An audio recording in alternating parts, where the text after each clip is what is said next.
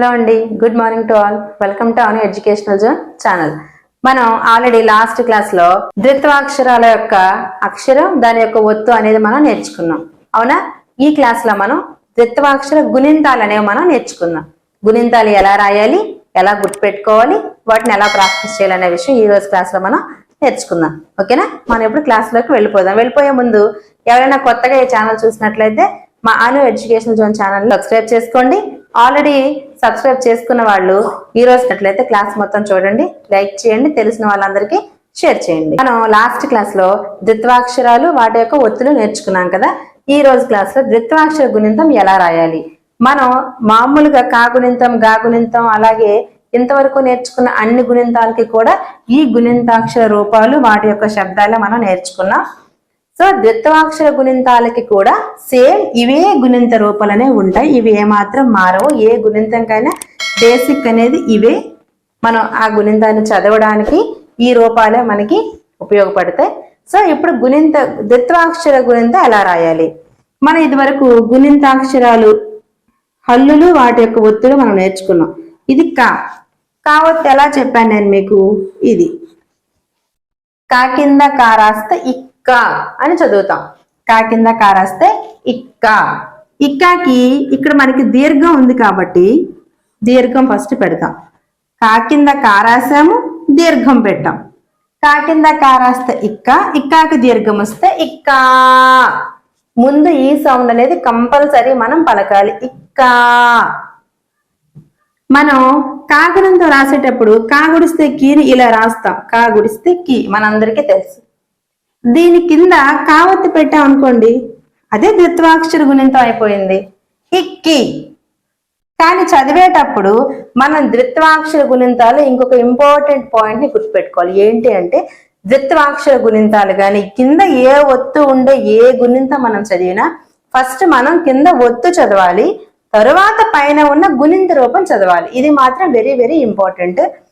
కా కింద కా రాస్తే ఇక్క, లేదా కా కింద కావత్తిస్తే ఇక్క, ఇక్క గుడిస్తే ఇక్కి. కా కింద కావత్తిస్తే ఇక్క, ఇక్క గుళ్ళో దీర్ఘమిస్తే ఇక్కి. కా కింద కా రాస్తే ఇక్క, ఇక్కాకి కొమ్మిస్తే ఇక్కు. కా కింద కావత్తిస్తే ఇక్క, ఇక్కాకి కొమ్ము దీర్ఘమిస్తే ఇక్కు. కొమ్ము దీర్ఘం, కొమ్ము దీర్ఘం తర్వాత యత్వం. కా కింద కావత్తిస్తే ఇక్క, ఇక్కాకి యత్వం వస్తే ఇక్కే. కా కింద కావత్తిస్తే ఇక్క, ఇక్కాకి యత్వ దీర్ఘం వస్తే ఇక్కే. కా కింద కావత్తిస్తే ఇక్క, ఇక్కాకి ఐత్వం వస్తే ఇక్కై. ఇప్పుడు ఇక్కో. కా కింద కావత్తిస్తే ఇక్క, ఇక్కాకి వత్వం వస్తే ఇక్కో. కా కింద కావత్తిస్తే ఇక్క, ఇక్కాకి వాత్వం వస్తే ఇక్కో. తర్వాతది ఔత్వం. ఇది ఔత్వం. కా కింద కావత్తిస్తే ఇక్క, ఇక్కాకి ఔత్వం వస్తే ఇక్కౌ. కా కింద కావత్తిస్తే ఇక్క, ఇక్కాకి సున్నా పెడితే ఇక్కం. ఇప్పుడు విసర్గ. కా కింద కావత్తిస్తే ఇక్క, ఇక్కాకి విసర్గం పెడితే ఇక్కహ. కా కింద ఒత్తిస్తే ఇక్క, ఇక్కాకి వాతం వస్తే ఇక్కో. ఇక్కో. ముందు ఈ శబ్దం మర్చిపోకూడదు, గొంతు దగ్గర నొక్కి పలకడం కూడా అలవాటు చేసుకోవాలి. ఇక్కో, ఇక్క, ఇక్కి, ఇక్కి, ఇక్కు, ఇక్కు, ఇక్కే, ఇక్కే, ఇక్కై, ఇక్కో, ఇక్కో, ఇక్కౌ, ఇక్కం, ఇక్కహ. అదే విధంగా అన్ని గుణింతాలు కూడా మనం ఇదే ప్యాటర్న్ లో చదువుకుంటాం. గా కింద గావత్తైనా, చా కింద చావత్తైనా, జా కింద చావత్తైనా, ఏ ఒత్తు గుణింతానికైనా దీర్ఘం, గుడి, గుడి దీర్ఘం, కొమ్ము, కొమ్ము దీర్ఘం, యత్వం, ఏత్వం, ఐత్వం, వత్వం, వోత్వం, ఔత్వం, సున్నా, విసర్గం. ఇదే లైన్ మనం ఫాలో అవ్వాలి. ఇదే ప్యాటర్న్ లో మనం ప్రతి గుణింతాన్ని కూడా ద్విత్వాక్షర గుణింతాన్ని నేర్చుకోవాలి. ఓకే, అందరికీ అర్థమైంది కదా. నేను ఇప్పుడు ఇక్కా గుణింతం అనేది ఎలా రాయాలో మీకు నేను రాసి చూపించాను కదా. సేమ్ అదే విధంగా ఇదే ప్యాటర్న్, ఇది మారదు. ఇదే వరుస క్రమంలో ఈ ఒత్తులు ఇలా మనం ఒక టేబుల్ లాగా మన నోట్స్ లో కానీ మనం ఎక్కడ ప్రాక్టీస్ చేస్తే అక్కడ ఇలా ఫస్ట్ ఈ ప్యాటర్న్ పెట్టుకొని ఈ విధంగా ద్విత్వాక్షర ఒత్తులు పెట్టుకొని దేనికది మనం ఇలా ప్రాక్టీస్ చేస్తూ ఉండాలి. ఇక్కడ ఇగ్గా గుణింతం ఇదే ప్యాటర్న్ ఫాలో అవుతూ, ఇచ్చా గుణింతం ఇజ్జా గుణింతం. ఇక్కడ చూసారు ఇగ్గాకి ఇక్కడ దీర్ఘం ఉందంటే గా కింద గారస్తే ఇగ్గా, ఇగ్గాకి దీర్ఘం వస్తే ఇగ్గా. ఇది నెక్స్ట్ గుడి కదా, గా కింద గారాస్తే ఇగ్గ, ఇగ్గా గుడిస్తే ఇగ్గి.